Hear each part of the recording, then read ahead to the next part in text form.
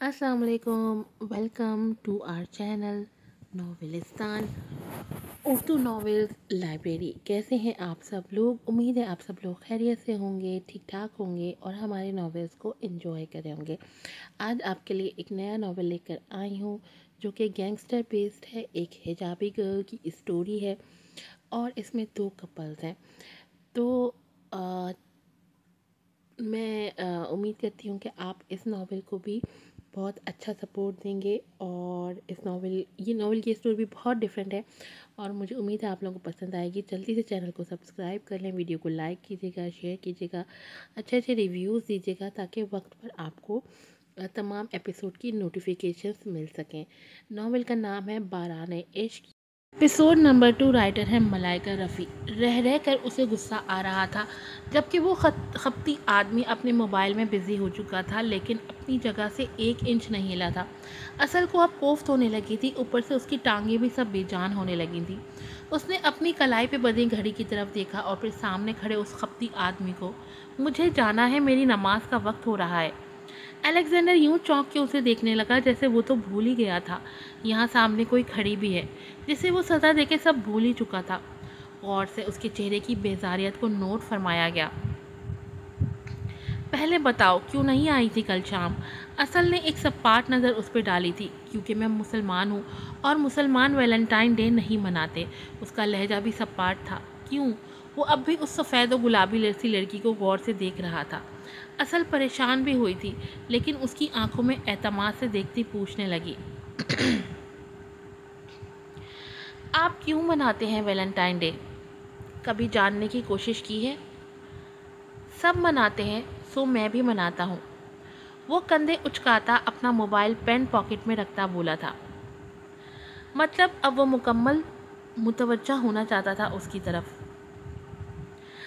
अंजलि और यमुना ने class over होने पे दूर से ही उस खपती आदमी को देखा था जो असल के सामने सीने पे हाथ बांधे खड़ा था। अजीब आदमी है ये तो, जब देखो बेजार शक्ल होती है, बात करना तक तो आती नहीं इसे। अंजलि ने मुंह बना के कहा था, एटीट्यूड का मारा। यमुना भी चटक के बोली थी। उन्हें फिलहाल असल की हालत पे तरस ही आ रहा था, जबकि असल अपने सामने खड़े अलेक्जेंडर द ग्रेट को देख रही थी। आपको पता है क्या होता है उस दिन, जिसे वैलेंटाइन डे कहा जाता है?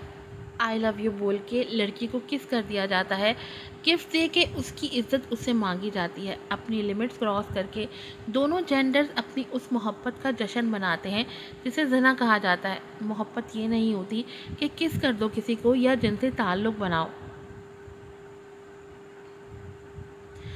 मोहब्बत जैसे पाक रिश्ते को ज़िना से जोड़ दिया जाता है। हदीसे पाक में है कि हाथ का ज़िना ना महरम को पकड़ना है, पाँव का ज़िना हराम की तरफ चल कर जाना है और मुंह का ज़िना ना महरम को किस कर देना है।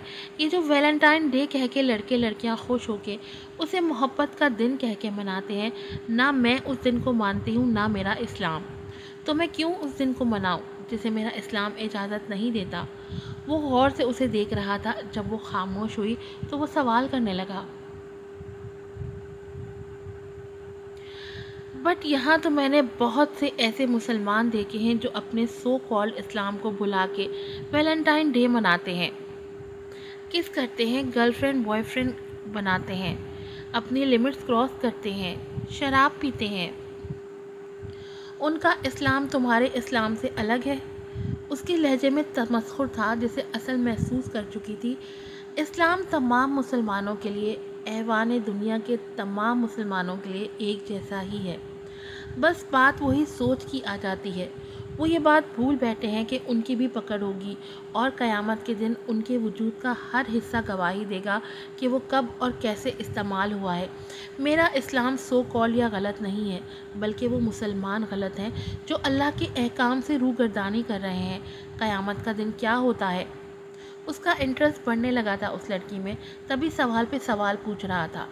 जब हमें मौत आती है तो हमारा रुख अब्दी ज़िंदगी की तरफ होता है। क़यामत के दिन वो दिन है जब हमें मौत के बाद फिर से ज़िंदा कर दिया जाएगा और हमसे सवाल होगा हमारी ज़िंदगी से मुतालिक, जो ज़िंदगी हमने इस फ़ानी दुनिया में गुजारी है। असल की बात पे उसने हैरत और तमस्खुर से उसे देखा। तुम मौत के बाद दोबारा ज़िंदगी पे बिलीव करती हो? जी बिल्कुल बिलीव करती हूँ, हर मुसलमान करता है, हर मोमिन करता है, उसने नरमी से जवाब दिया था। अलेक्जेंडर उसे कुछ देर देखता रहा। कितनी मजबूती से दलाइल देती वो उसे समझा रही थी।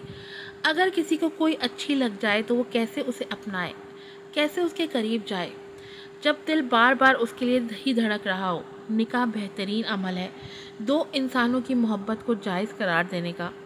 इस्लाम में मोहब्बत की गुंजाइश है, मोहब्बत को इस्लाम भी मानता है, लेकिन बेहतरीन अमल यही है कि वो लड़का लड़की एक दूसरे से निकाह कर लें। लेकिन आजकल जो मोहब्बत के नाम पे गलत हरकतें हो रही हैं, इस्लाम में ऐसी मोहब्बत की कोई गुंजाइश नहीं है। अलेक्जेंडर ज़ेरे लब मुस्कुराया था, जबकि असल अपनी बात ख़त्म करके अब दरख्त के पत्तों को देखने लगी। कितना शफ़ाफ था उसका हुस्न, कितनी मुख्तलिफ थी वो हर लड़की से। वो उसे देखता सोचने लगा, जा सकती हो तुम। असल ने अचानक उसे देखा था, जो उसे ही देख रहा था। संजीदा नज़रों से वो नज़रें चुरा गई और आगे बढ़ गई। सुनो, भारी आवाज़ पे उसे फिर से रुकना पड़ा। अलेक्जेंडर द ग्रेट को तुम अच्छी लग गई हो। असल ने हैरत और नागवारी से उसकी बात को मुलाहिजा फरमाया था, जबकि वो कंधे उचका के पैंट पॉकेट्स में दोनों हाथ डाले खड़ा था। असल सर झटक के आगे बढ़ गई, जबकि अलेक्जेंडर उसकी पुश्त को घूरता रहा जब तक वो नज़रों से ओझल नहीं हो गई। इसमें कोई शक नहीं था, वो मगरिब का पला बढ़ा था, शराब पीता था। मगरबी तौर तरीके से उसके क्लब भी जाता था, दोस्त भी थे उसके, लड़के लड़कियां दोनों। लेकिन कभी उसे किसी लड़की में इतनी कशिश महसूस नहीं हुई थी कि वो उसे अपने रूम तक ले जाए, या शायद वो हमेशा से ऐसा ही था। कुछ तो था उसके जहन में जो उसे हमेशा लिए दिए अंदाज में रखता। लड़कियां उसकी दोस्त थीं, लेकिन एक हद तक। तभी बहुत सी लड़कियां उसे मगरूर, ज़िद्दी और हठधर्म कहती थी।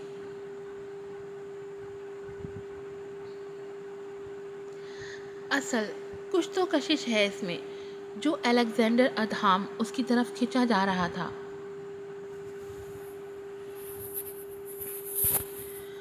वो आंखें मूंदे उस जहर को नाक के जरिए अपने अंदर उंडेल रहा था। गहरा सांस लेके उसने अपनी सांसें हवा की सुपुर्द की थी। एक सुरूर सा जैसे उसके रगो पै में सरायत करता जा रहा था। उसके तने आसाब अब नरम पड़ रहे थे।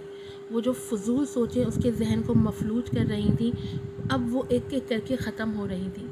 पूरा कमरा जैसे घूम रहा था उसकी आंखों के सामने।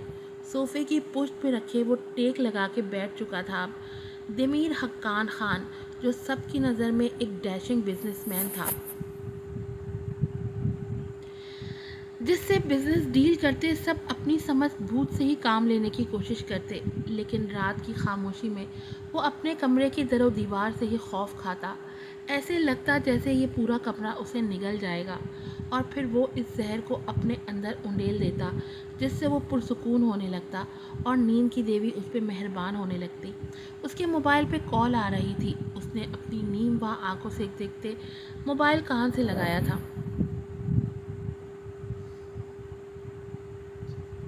हेलो, भारी आवाज़ कमरे में गूंजी थी। Hello mister Khan, sorry to disturb you. Mrs Haqqan के बारे में इंफॉर्मेशन देना भी ज़रूरी था। दूसरी तरफ से डॉक्टर मार्टन ने नरमी से अपना मुद्दा बयान किया था। कहिए, उसकी भारी आवाज़ फिर से कमरे में गूंजी थी। मिसेस हक्कान को कुछ देर के लिए होश आया था। वो आपका नाम ही ले रही थी। हमने काफ़ी ट्राई किया आपको इन्फॉर्म करें, बट आपका सेल ऑफ जा रहा था। आपका नाम लेती मिसेस हक्कान फिर से कोमा में। डॉक्टर मार्टन ने बात अधूरी छोड़ दी थी। पिछले 8 साल से यही हो रहा था। मिसेस अमरीन हक्कान पिछले 8 साल से कोमा में थी, और इन 8 सालों में ये तीसरी दफ़ा थी जब वो होश में आई थी और हमेशा खान का ही नाम लिया था। यानी अपने बेटे दिमीर हक्कान खान का, और फिर कुछ देर बाद फिर से आंखें बंद कर गई थी। उसके चेहरे पे ज़ख्मी मुस्कुराहट थी।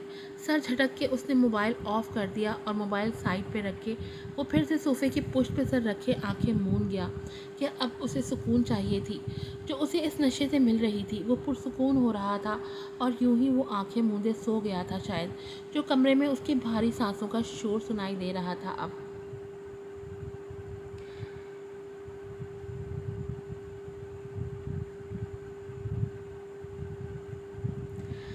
तीन चार जगहों पे वो दोनों जॉब के लिए गई थी, लेकिन हर जगह से उसे जवाब मिला था। कहीं ये कहा गया कि हिजाब उतारना पड़ेगा अगर जॉब चाहिए, किसी ने उसकी ड्रेसिंग पे तनकीद की, तो किसी ने ये कह दिया कि फुल टाइम जॉब है, और कोई रात 2 तक का कह रहा था। असल और अंजलि काफ़ी थक चुकी थी। अंजलि को जॉब पे जाना था, तभी असल के मना करने के बावजूद भी वो उसे अपने साथ क्लब ले गई थी। यार, Alexander the cruise daily basis पे नहीं आता क्लब, कभी कभी आता है। अकेली क्या करोगी हॉस्टल, साथ चलेंगे हॉस्टल। और असल को उसके इसरार पे क्लब जाना ही पड़ा। शाम के 7 बज रहे थे, रश काफ़ी कम था और अलेक्जेंडर भी नहीं था। उसने सुकून का सांस लिया था।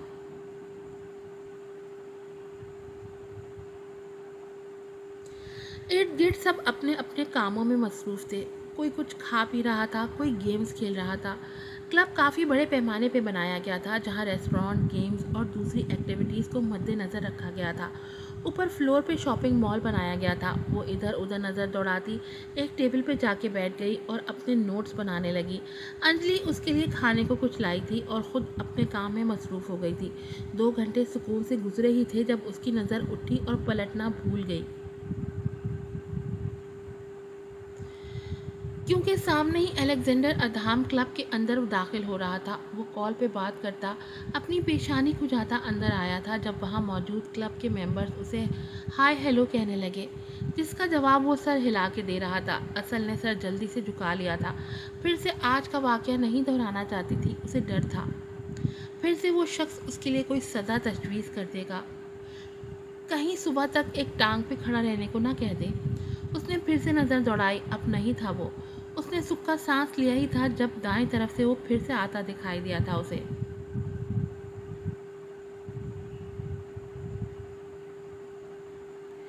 वो माइकल के साथ था अब। दोनों वहीं मौजूद टेबल और चेयर्स में से एक जगह पे जाके बैठ गए। दोनों ही कुछ डिस्कस कर रहे थे जब उसकी नज़र असल पे रुकी थी और पलटना भूल गई थी, जबकि असल बौखला के नज़रें झुका गई अपने लैपटॉप के पीछे। छुपने की कोशिश करती वो उसे मुस्कुराने पे मजबूर कर गई थी। माइकल ने भी मुड़ के देखा था, ये तो वही मुस्लिम लड़की थी। उसने फिर से अलेक्जेंडर को देखा जो मुस्कुराती आंखों से उसे ही देख रहा था। जब अचानक उसके चेहरे का जाविया बदला था, जब किसी लड़के को असल के करीब बैठते देखा।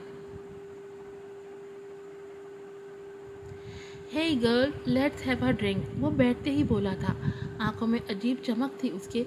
असल को किराहियत सी महसूस हुई थी। मैं ड्रिंक नहीं लेती, उसने सपाट लहजे में जवाब दिया था। तो चलो डांस करते हैं वहाँ उस फ्लोर पे, लेट्स गो।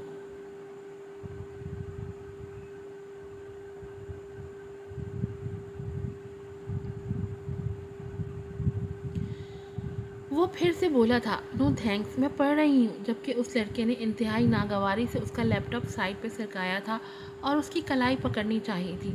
इससे पहले असल कुछ कहती बिल्कुल अचानक से वार हुआ था उस लड़के पे और वो दूर जा गिरा था। असल घबरा के अपनी जगह से खड़ी हो चुकी थी, जबकि अलेक्जेंडर की नीली आंखों में सुर्खी दौड़ रही थी। जब कह रही है कि नहीं तो नहीं का मतलब नहीं होता है, वो कर्राता उस पर झपटा था। माइकल ने उसे रोकने की कोशिश की, लेकिन वो खुद को माइकल की गिरफ्त से छुड़ाता उस लड़के के गिरेबान से पकड़ा था। उसका हाथ वो पीछे ले जाके मोड़ने लगा। कैसे जरूरत हुई तुम्हारी कि तुम उसे छूने की कोशिश भी करो, हाउ डेयर यू, वो धाड़ा था। जबकि वो लड़का तकरीबन रोने वाला हो गया। अलेक्जेंडर प्लीज़ माफ़ कर दो प्लीज़, जबकि अलेक्जेंडर उसके हाथ की हड्डी झटके से तोड़ चुका था। असल साकित आंखों से उसे देख रही थी। अंजलि भी तेज़ी से उसके करीब आई थी। वो दर्द से चीख रहा था। माइकल ने बेहद मुश्किल से अलेक्जेंडर को उससे अलग किया था। छोड़ो उसे अलेक्जेंडर, मर जाएगा वो।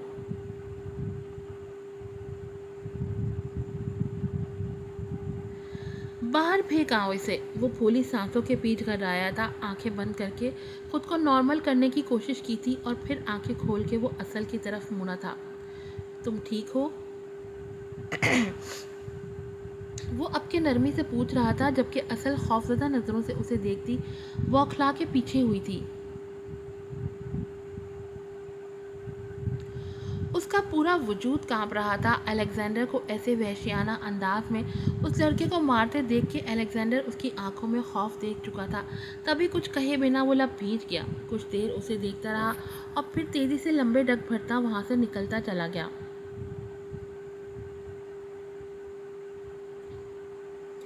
अनीता भी वहीं पहुंच चुकी थी और हैरत से वो कभी असल को देखती तो कभी माइकल को और कभी यहाँ से बाहर निकलते अलेक्जेंडर को, जबकि असल की आंखों में अभी तक खौफ था। आज की एपिसोड यहीं पर ख़त्म होती है। उम्मीद है आपको पसंद आई होगी। फिर मिलूँगी आपसे नई एपिसोड के साथ। अस्सलाम वालेकुम।